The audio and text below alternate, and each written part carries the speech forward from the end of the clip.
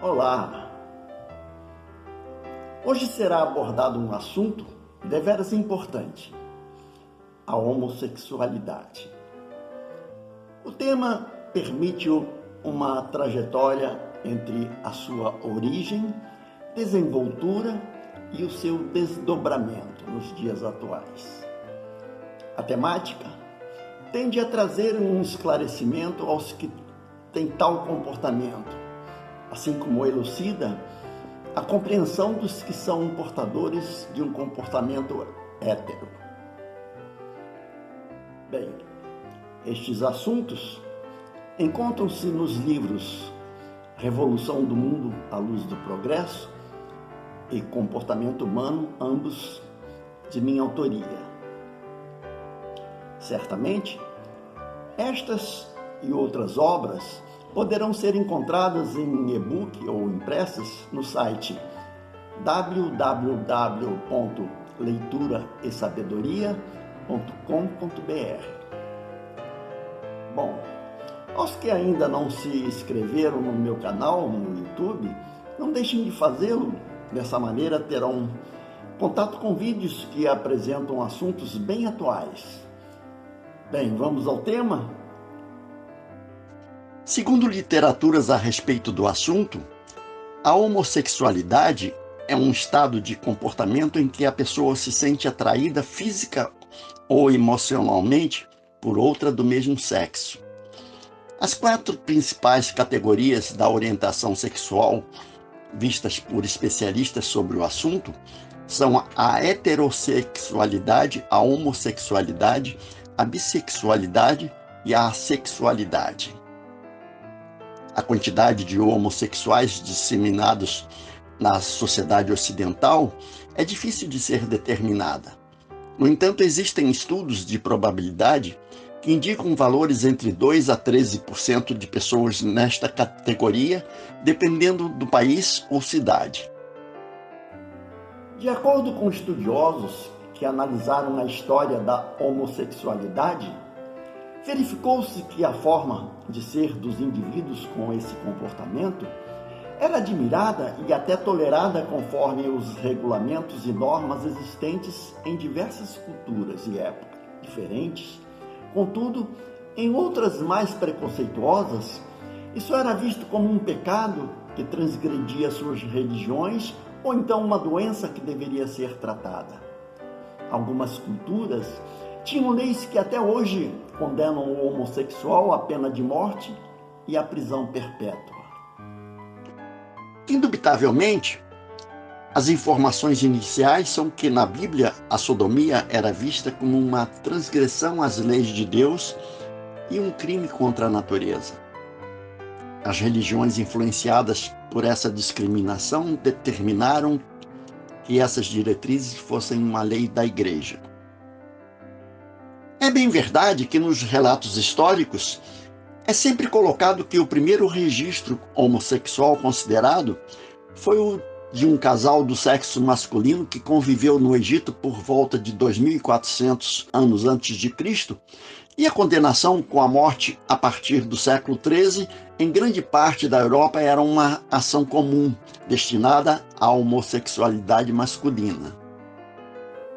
Mais tarde, com a chegada do Renascimento, algumas cidades na Itália, como Veneza e Florença, tinham certa fama pela prática homossexual. Tal costume era aceito com certa normalidade dentro de um padrão clássico estético.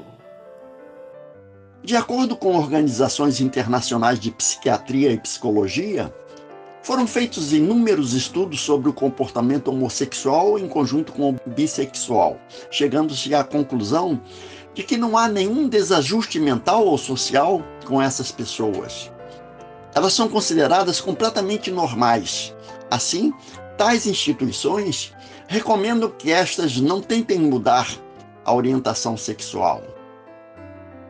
Evidentemente, a Associação Americana de Psiquiatria não classifica a homossexualidade como um transtorno mental desde 1973.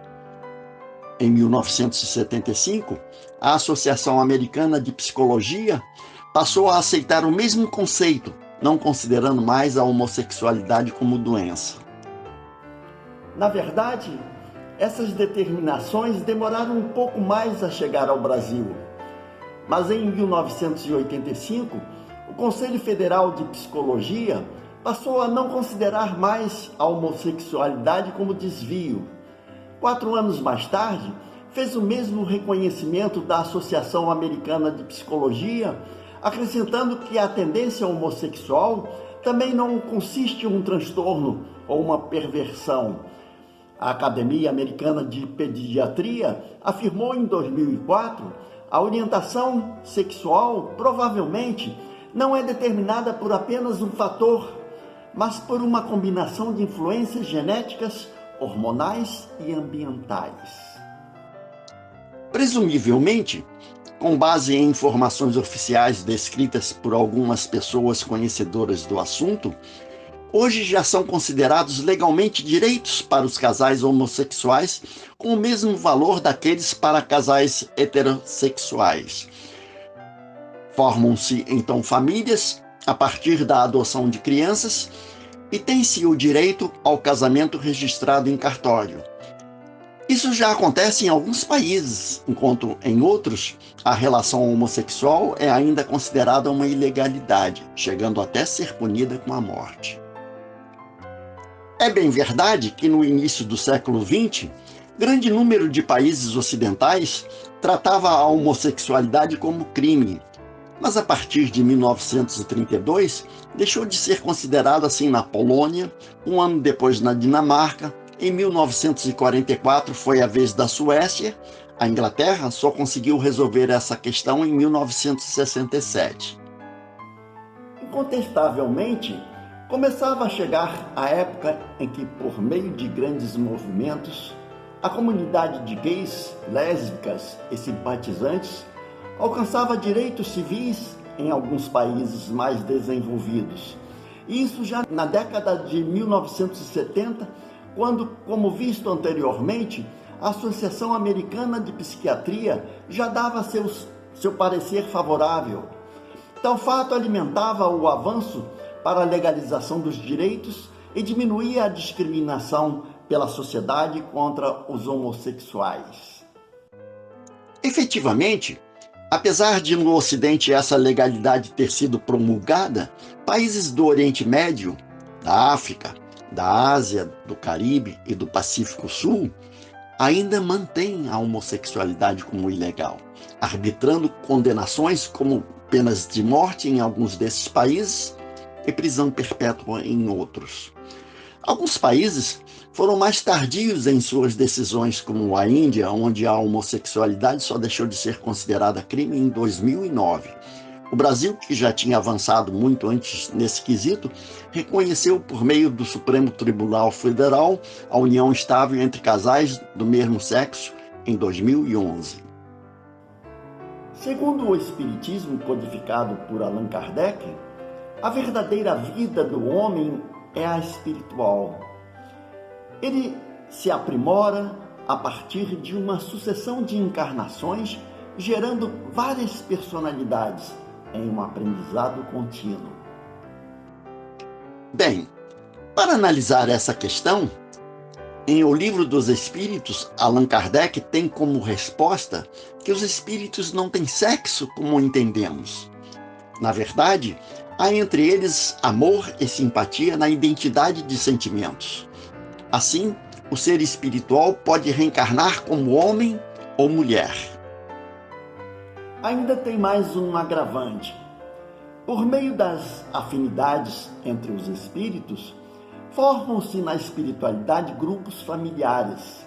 Assim, a mãe de uma pessoa pode nascer como sua filha, ou até, em outra vida, ser sua esposa.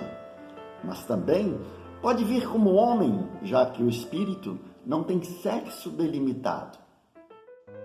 Dentro desse formato, uma vez que o ser espiritual pode vir como homem ou como mulher, pode-se imaginar que se ele em uma vida anterior veio como mulher e na atual como homem, sua orientação sexual talvez esteja voltada para o sexo que tinha na vida anterior. uma explicação para isto é que no suicídio involuntário ou indireto, existe a ocorrência de ações que tendem a reduzir as funções vitais físicas, antecipando o retorno à vida espiritual, pois o corpo humano é programado para viver na Terra por um período planejado na espiritualidade. Isso pode se dar por diversos motivos, como o hábito de uma alimentação desequilibrada, que facilita a ocorrência de distúrbios gastrointestinais, cardiovasculares e obesidade, a dependência do tabagismo, capaz de produzir anomalias no sistema respiratório, a dependência do álcool, que ocasiona um desequilíbrio no sistema gástrico e cardiovascular, e os problemas causados pela dependência de drogas ilícitas, como maconha, cocaína e crack, entre outras. Outra forma de suicídio involuntário se dá quando a pessoa se expõe conscientemente a perigos de grande risco de vida sem a intenção de se matar. Assim acabam sendo vítimas de sua ousadia, morrendo muitas vezes de maneira trágica. Na verdade, quando as pessoas morrem antes do tempo previsto em seu planejamento espiritual, seja pelos desregramentos de hábitos ou vícios, como por exposição consciente a perigos, acaba acontecendo um processo em que o corpo físico se extingue e, no entanto, as emoções e impressões dessas pessoas continuam em plena vitalidade. Elas têm a sensação de estarem vivas. É importante que se tenha sempre em mente que cada caso apresenta uma história diferente, podendo ter desdobramentos diversos. Entretanto, há uma grande chance de as pessoas que interrompem sua vida voluntária ou involuntariamente carregarem consigo suas emoções e impressões, impregnando-as em seu perispírito. Ao retornarem em outra vida, levam consigo todas essas emoções e impressões da existência anterior. Todo esse processo em que o espírito traz para a nova vida as emoções e impressões da vida passada denota a presença de características, gostos e até reminiscências de posições hierárquicas. Muitas vezes, uma pessoa que viveu em outra vida na riqueza e passa por pobreza na atual não se conformará com sua condição. Isso porque tem ainda a sensação de sua vida anterior. Outro fator possível de ser observado é que pessoas vítimas do suicídio involuntário ou indireto, ao retornarem em uma nova vida com o sexo oposto ao que tinham na vida anterior, ao trazerem as suas emoções e desejos, têm grande possibilidade de se transformarem em homossexuais. Esse comportamento ocorre porque esses espíritos, tendo vivido em um corpo feminino, por exemplo, na vida anterior, quando foram suicidas involuntários ou indiretos, ao reencarnarem em um corpo masculino na vida atual, trazem todas as emoções e preferências da outra vida. Desse modo, há uma grande tendência de se tornarem homossexuais, e dependendo do laço que tiverem com essas emoções e impressões, assumirão com firmeza sua tendência sexual.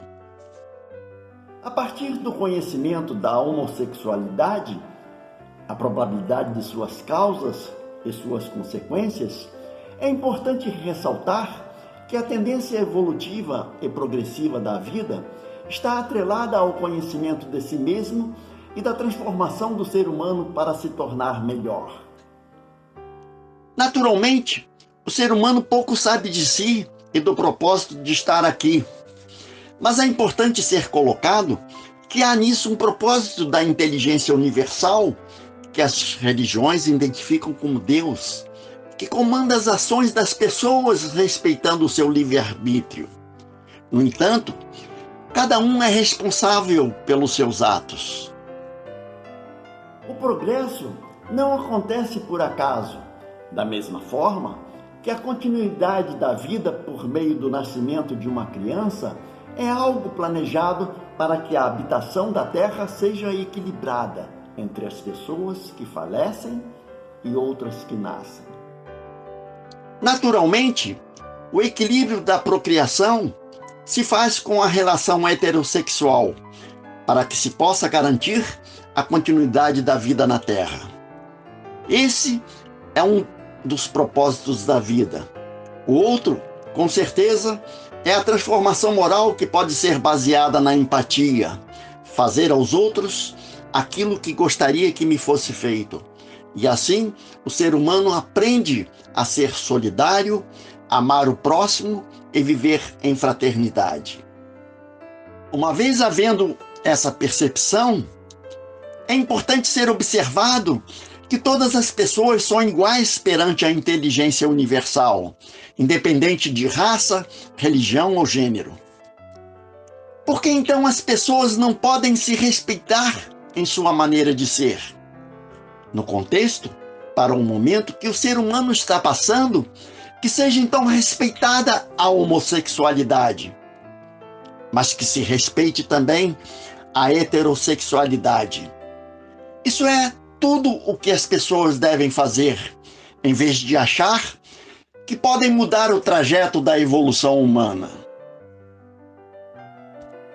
Na verdade, quando houver maior equilíbrio nos desregramentos do ser humano, principalmente no que diz respeito aos suicídios involuntários, função de vícios adquiridos durante a vida atual, haverá uma tendência a que o ser espiritual venha ao mundo também com maior equilíbrio em suas ações e naturalmente se adaptará com maior facilidade ao gênero e sexualidade que o seu corpo comportar geneticamente.